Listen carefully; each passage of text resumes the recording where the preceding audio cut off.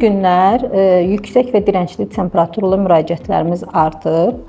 Valideynlər telefon əlaqəsi saxlayırlar ki, uşağın heç bir şeyi yoxdur. Nə burnu axır, nə öskürür, nə qarnı gedir. Sadəcə yüksək temperaturu var və bu temperaturu biz heç cür sala bilmirik, dərmanlar təsir etmir. Normal olaraq əvvəldən necə ki, insanlar temperatur olduqda 3 gün gözləyirdilər. Əgər temperatur düşməzsə, o zaman həkimə müraciət edirdilər. Yenə də valideynlər gözləyirlər. Amma bu gözləmək bu dəfə bizim əleyhimizə olur. Yəni, xəstəni temperaturlu şəkildə gözlətdikcə xəstə ağırlaşır. Xəstə ağırlaşaraq bizə müraciət edir. Ən çox ağırlaşmalar bizdə pnevmoniyalar olur. Otitlə falan müraciət edənlər də var. Ən çox rastlaşdığımız pnevmoniyalardır.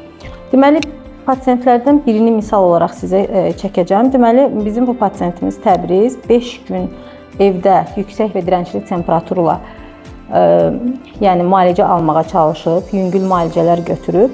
Amma artıq bizə müraciət etdikdə biz müayinə etdik və laborator analizlər və rentgen müayinəsi edərək xəstədə pnevmoniya olduğunu aşkarladıq.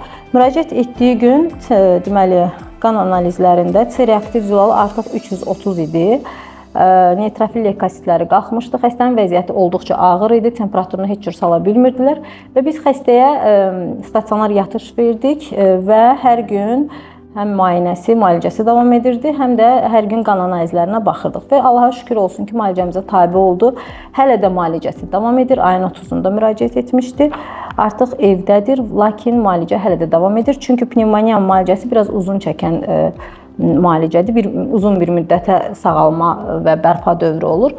Mən buradan valideynlərə demək istəyirəm ki, əvvəlki dövrlərdə olduğu kimi temperaturları gözləməyin. Əgər sizin uşağınızda yüksək və dirəncli temperatur varsa, yaxşı olar ki, artıq ən gecə bir gün sonra həkimə müraciət edin ki, yəni müalicəniz, xəstəliyiniz müalicəyə tez tabe olsun, yəni müalicəniz tez başlasın, bu qədər uzun çəkib və ağırlaşmasın. Hər birinizə sağlam olmağı arzulayıram. HCC Clinical Hospital. Sağlamlığınızı bizə etibar edin.